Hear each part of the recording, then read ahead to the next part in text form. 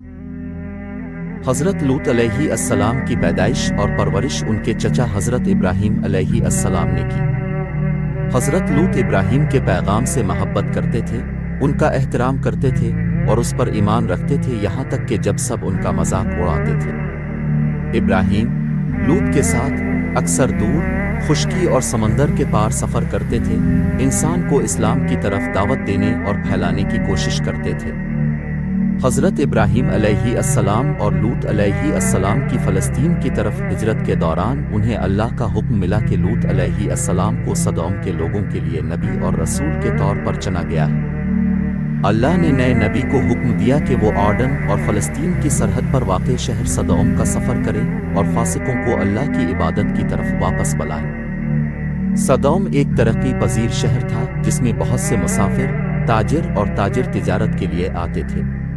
تاہم اس وقت کے دوران سب سے زیادہ مجرمانہ سرگرمیوں کے ساتھ سدوم بھی بدعنوان ترین شہر تھا۔ سدوم سے گزرنے والے مسافروں کو اکثر راستے میں بند کر کے ان کا سامان لوٹ لیا جاتا تھا اور بعض اوقات بے رحمی سے قتل کر دیا جاتا تھا۔ لیکن اس بدعنوان قوم کی طرف سے سب سے زیادہ بدنام زمانہ فعل ہم جنس پرستی تھا۔ ہم جنس پرستی کو دنیا میں لوط کی قوم نے متعارف کرایا تھا۔ بنی نوع انسان کی تاریخ میں سدوم سے پہلے کسی نے بھی ہم جنس پرستی کا تجربہ مشق نہیں کی تھی۔ یہ شرمناک عمل اس قوم کا معمول تھا اور پوری آبادی اس میں مصروف تھی۔ وہ اپنے طرز عمل پر بے حد فخر کرتے تھے، اس کے بارے میں کھل کر بات کرتے تھے اور کھلے عام ان غیر اخلاقی رویوں میں مشغول تھے۔ نبوت اور اپنے نئے مشن سے خوش ہو کر حضرت لوط جلد ہی سدوم میں آباد ہو گئے اور اپنی قوم کو اسلام کے دائرے میں لانے کے طریقے وضع کرنے لگے۔ وہ اچھی طرح جانتے تھے کہ ان کی قوم اس وقت کی سب سے کرپٹ قوم تھی، لیکن انہوں نے پختہ یقین رکھا اور امید کی اور دعا کی کہ وہ جلد ہی اپنی گمراہی کو دیکھیں گے اور اللہ کی راہ میں داخل ہوں گے۔ جلد ہی حضرت لوط علیہ السلام شہر کے لوگوں کے پاس آئے اور انہیں ان کے رب کی یاد دلائی۔ کیا تم اللہ سے نہیں ڈرتے اور اس کی اطاعت نہیں کرتے؟ بے شک میں تمہارے لیے امانت دار رسول ہوں، بس اللہ سے ڈرو، اس سے ڈرو اور میری اطاعت کرو۔ حیران ہو کر شہر کے لوگ آپس میں بحث کرنے لگے، یہ آدمی ہمارے شہر میں داخل ہوا ہے اور ہم سے کہہ رہا ہے کہ ہم کیا کر رہے ہیں، واضح طور پر وہ اس سے کچھ حاصل کر رہا ہے۔ حضرت لوط نے جواب دیا، میں تم سے اس پر کوئی اجر نہیں مانگتا، میرا اجر تو صرف رب العالمین کے ذمہ ہے۔ اس کے بعد حضرت لوط نے ہم جنس پرستی کا معاملہ اٹھایا اور انہیں بتایا کہ یہ واقعی ایک غیر اخلاقی عمل ہے۔ آپ نے فرمایا، کیا تم جہانوں میں مردوں کے پاس جاتے ہو اور جنہیں تمہارے رب نے تمہارے لیے تمہاری بیویاں بنا کر چھوڑ دیا ہے، بلکہ تم فاسق لوگ ہو۔ اس کے بعد حضرت لوط نے اپنی قوم کو بتایا کہ وہ اس طرح کے عمل کا حصہ بننے پر کبھی راضی نہیں ہوں گے اور انہیں اللہ کی طرف سے سخت عذاب سے خبردار کیا۔ لوط علیہ السلام کی بات پر سدوم کے مرد اور عورتیں بہت ناراض ہوئے۔ وہ آپس میں بحث کرنے لگے، لوط کو ان کے شہر سے بھگانے کا منصوبہ بنایا۔ پھر انہوں نے حضرت لوط کو تنبیہ کی، اگر تم باز نہ آئے تو اے لوط، بے شک تو نکالے جانے والوں میں سے ہوگا۔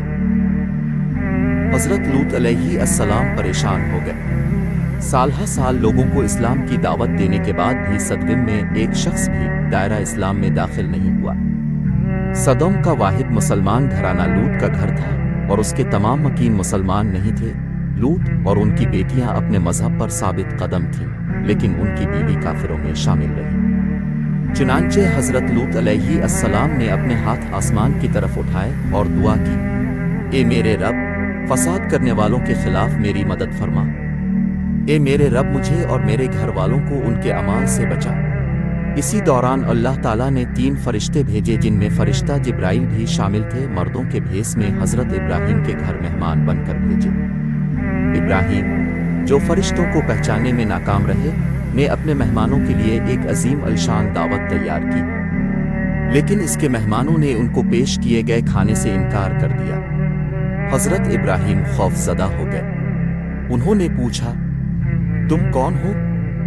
فرشتوں نے جواب دیا، ڈرو نہیں، ہم اللہ کے فرشتے ہیں، ہم قوم لوط کی طرف بھیجے گئے ہیں اور ہم آپ کو ایک ایسے بیٹے کی بشارت دینے کے لیے بھیجے گئے ہیں جو بہت زیادہ علم اور حکمت والا ہو۔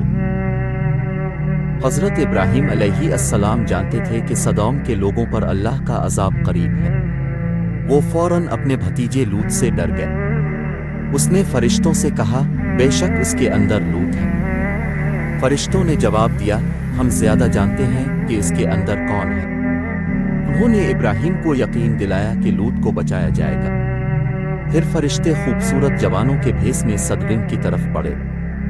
لوط کی بیٹی، جو ایک مومن تھی، نے خوبصورت آدمیوں کو شہر میں داخل ہوتے ہوئے دیکھا اور اپنے باپ کے پاس بھاگی اور اسے 3 آدمیوں کی اطلاع دی۔ حضرت لوط علیہ السلام نے ان لوگوں کے پاس جا کر سدوم شہر میں ان کا استقبال کیا۔ وہ صدوم کے مردوں کے ہاتھوں جوانوں پر ہونے والے انجام کے بارے میں اچھی طرح جانتا تھا، اس لیے اس نے مردوں کو اپنی حفاظت کے لیے شہر چھوڑنے پر راضی کرنے کا ارادہ کیا۔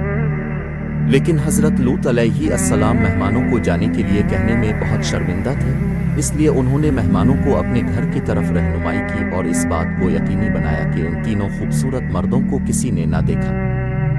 لوط کی بیوی، جو ایک کافر تھی، نے مردوں کو اپنے شوہر لوط کے ساتھ اس کے گھر میں داخل ہوتے ہی دیکھا۔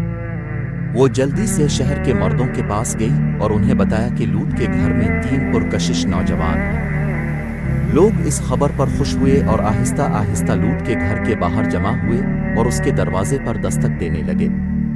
لوط نے کہا، میرے مہمانوں کے بارے میں مجھے رسوا نہ کرو۔ کیا تم میں کوئی عقل مند آدمی نہیں ہے؟ بے چین ہو کر آدمیوں نے جواب دیا، کیا ہم نے تمہیں لوگوں کی میزبانی سے منع نہیں کیا تھا؟ سدوم کی پوری قوم اب لوط کی دہلیز پر جمع تھی۔ وہ لمحہ با لمحہ بے صبر ہو گئے اور اس کا دروازہ توڑنا شروع کر دیا۔ غصے میں آ کر لوط نے اپنی قوم کو پکارا، یہ قوم کی لڑکیاں میری بیٹیاں ہیں، قانونی طور پر شادی کرنے کے لیے اگر تم ایسا کرنا چاہتے ہو۔ مردوں نے جواب دیا، تم جان چکے ہو کہ ہمیں تمہاری بیٹیوں میں کوئی دلچسپی نہیں ہے، اور واقعی اب جانتے ہیں کہ ہم کیا چاہتے ہیں۔ حضرت لوط علیہ السلام بارے لوگوں کے سامنے بے بس ہو گئے، کاش میں تمہارے خلاف کچھ طاقت رکھتا یا کسی مضبوط طاقت میں پناہ لے سکتا، اس نے سوچا۔ پھر تینوں آدمی بولے، اے لوط، ہم تیرے رب کے فرشتے ہیں، اس لیے وہ اب تک کبھی نہیں پہنچ پائیں گے۔ اس کے بعد جبرائیل فرشتہ لوط کے گھر سے باہر نکلے اور مردوں کو مارا، جس سے تمام آدمیوں کی بینائی ختم ہو گئی۔ حیران اور غصے میں ایک آدمی چلوا، یہ کیا جادو ہے جس نے ابھی ہمیں مارا؟ یہ کہاں سے آیا؟ اے لوط، اس کے پیچھے آپ ہی ہیں، اب دیکھیں گے کہ کل ہم آپ کے ساتھ کیا کریں گے۔ پھر اندھے لوگ اگلے دن لوط کو ہلاک کرنے کی سازش کرتے ہوئے اپنے گھروں کو لوٹ گئے۔ اللہ تعالیٰ نے حضرت لوط علیہ السلام کو حکم دیا کہ رات کے کچھ حصے میں اپنے اہل و عیال کے ساتھ نکلو اور تم میں سے کوئی پیچھے موڑ کر نہ دیکھے سوائے اپنی بیوی کے، بے شک وہ اس کی زد میں آئے گی جو ان پر پڑے گی۔ بے شک ان کا وقت صبح کا ہے، کیا صبح قریب نہیں ہے جیسا کہ ہدایت کی گئی ہے؟ حضرت لوط اپنی بیٹیوں کے ساتھ رات کے وقت سدوم سے نکلے۔ صبح ہوتے ہی شہر میں ایک زوردار چیخ نکلی جس نے مکینوں کو شدید درد اور خوف سے ہلا کر رکھ دیا۔ پھر جبرائیل علیہ السلام نے قوم کو اپنے بازو کے کنارے سے پکڑ کر اونچا کیا، زمین کو اٹھایا اور زمین پر الٹا دیا۔ اس کے بعد اللہ تعالیٰ نے آسمانوں سے سخت مٹی کے پتھروں کی بارش کر دی۔ ہر پتھر پر ایک فاسق کا نام لکھا ہوا تھا جس کے لیے یہ ارادہ کیا گیا تھا، جس سے سدوم کے باشندوں کی بیکار زندگیوں کا خاتمہ ہوا۔ حضرت لوط، جو اپنی بیٹیوں کے ساتھ سدوم چھوڑ کر اپنے چچا حضرت ابراہیم کے پاس واپس آئے۔ ابراہیم کے ساتھ مل کر لوط اپنی موت تک اللہ کے پیغام کو پھیلاتے رہے۔ آج ممکنہ طور پر اللیسان کے جنوب میں اسرائیل میں بحیرہ مردار کے وسطی حصے میں واقع ہے، جو کہ اب پانی کے اندر موجود ہے۔ وہ سدوم اس جگہ کے قریب ہے جہاں قوم لوط رہتے تھے۔